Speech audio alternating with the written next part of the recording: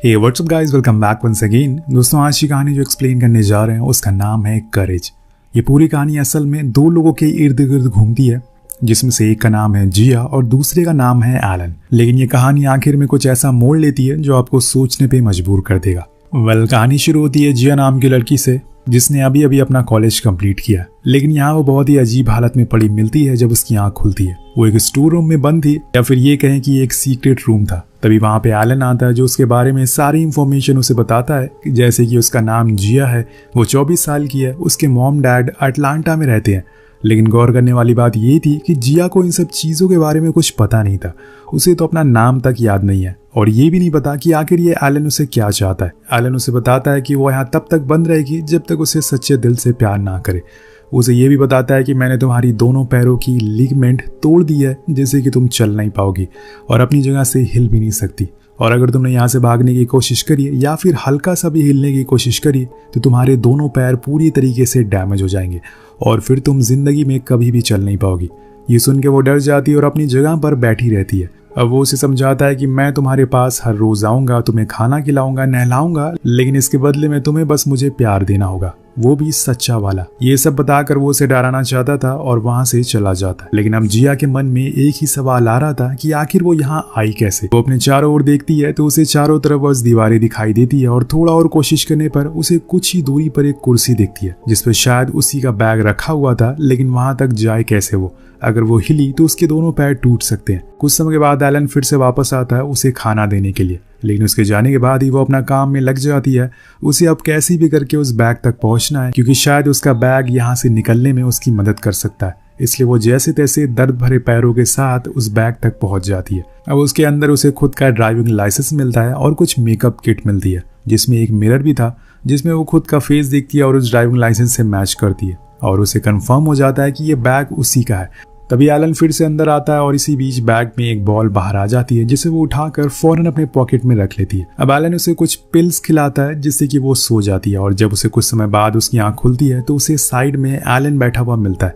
अब वो सेम वही सब चीजें वापस से बताता है जो कि उसने पहले बताई थी, कि उसका नाम क्या है, उसकी एज क्या है, वो कहाँ रहती है। और जिया भी सेम उसे वही सवाल पूछती है जो उसने पहली बार पूछा था। अब इससे ये तो क्लियर हो जाता है कि हर दूसरे दिन एलन इसे मेमोरी लॉस की पिल खिलाता है, जिससे कि अपनी पास्ट की सारी चीजें भूल जाए और फिर से वहीं आकर अटक जाए और आखिर में आकर एलन से प्यार करने लगे। लेकिन ये इनके साथ कितनी दिनों से होते हुए आ रहा है ये हमें नहीं पता, पर इतना जरूर पता चलता है कि एलन उसे कॉलेज जाते समय पकड़ा था, क्योंकि उसके पास उसका आईडी और ड्राइविंग लाइसेंस भी मौजूद थे। कुछ देर बाद जब उसकी दोबारा आंख खुलती है तो उसे खुद की पॉकेट में एक बॉल मिलती है, जो कि उसने खुद ही रखी थी। लेकिन उसे ये याद नहीं होता, क्योंकि उसकी तो पास्ट की मेमोरी जा चुकी है। अब यहाँ से उसे कुछ डाउट होना शुरू हो जाता है, धीरे धीरे सही, लेकिन उसे इतना तो पता चल गया था कि उसके साथ जो कुछ भी हो रहा है वो गलत है और एलन उसे यहाँ पे जबरदस्ती लेकर आया है। एलन उसे खाना खिलाता है, उसे नहलाता धुलाता है और उसके पैरों की एक्सरसाइज भी करवाता है, यानी कि वो उसे किसी तरीके से चोट नहीं पहुंचा रहा है। तो वो बस इतना चाहता है कि उसे प्यार करे,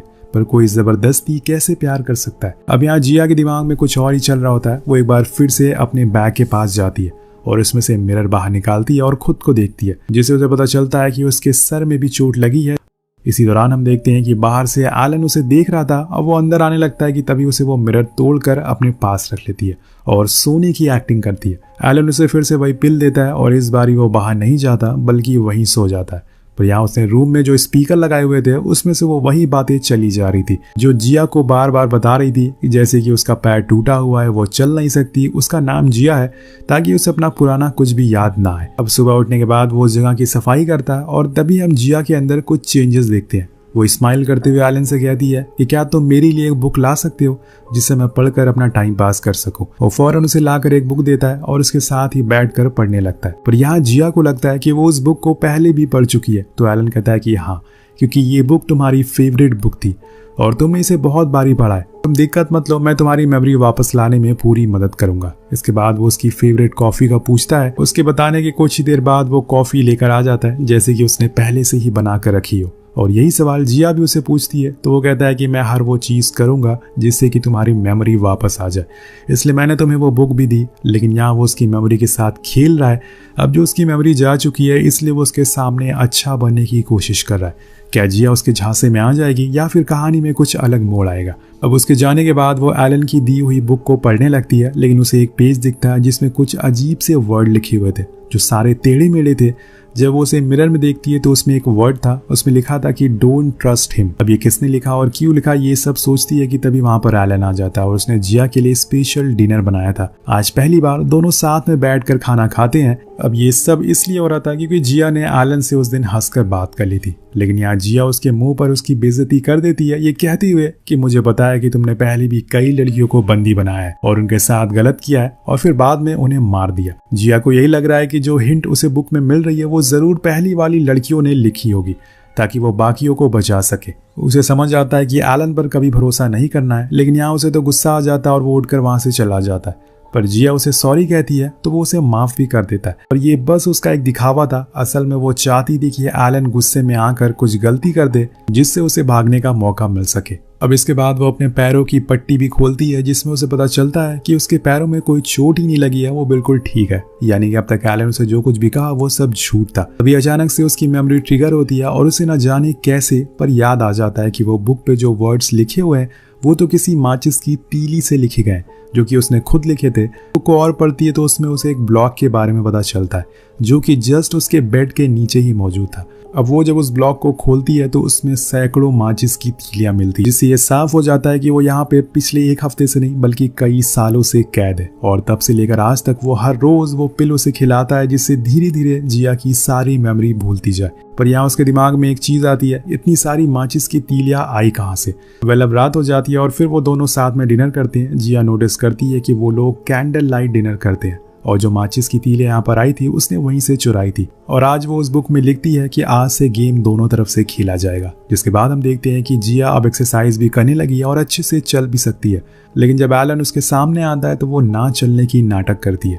ये सब उसके गेम का हिस्सा था, एलन का भरोसा जीतने के लिए। अब ये गेम कई दिनों तक चलता रहता है। रोज ये लोग डिनर करते हैं, रोज जिया उस माचिस को चुरा लेती है और फिर कुछ ना कुछ बुक में लिख देती है जिससे कि उसे पास थोड़ा मोड़ा याद रहे। एक टाइम आता है जब जिया देखती है कि जिस रूम में वो कैद है वहां पर दो पेंटिंग लगी हुई है, जिसमें से एक पर चेयर बनी है और दूसरे पर ब्रेन। वो किस तरफ इशारा कर रही है ये जिया को पता नहीं चल पाता, लेकिन यहाँ एक दिन कुछ ऐसा हो जाता है जो शायद जिया ने कभी सोचा नहीं था। जब वो दोनों एक साथ डिनर कर रहे होते हैं तभी वो एक बार फिर से जिया की मेमोरी ट्रिगर होती है। उससे उसके बारे में कुछ याद आता है और यहाँ खुलता है इस कहानी का आधा पत्ता। एलन उसे बताता है कि ये डिश हमने अपनी एनिवर्सरी पर खाई थी, लेकिन ये तुम्हें पसंद नहीं आई। तभी हम कुछ फ्लैशबैक देखते हैं जिसमें एलन एक अलग ही किरदार में होता है, जिससे ये तो साबित हो जाता है कि ये जिया के साथ कई सालों से है। लेकिन फिर कुछ ऐसी चीजें हो गई और जिस कारण उसे जिया को यहाँ लाकर कैद करना पड़ा। लेकिन ये सब सुन के जिया शॉक थी, उसे समझ नहीं आ रहा था कि ये सच है या फिर झूठ है।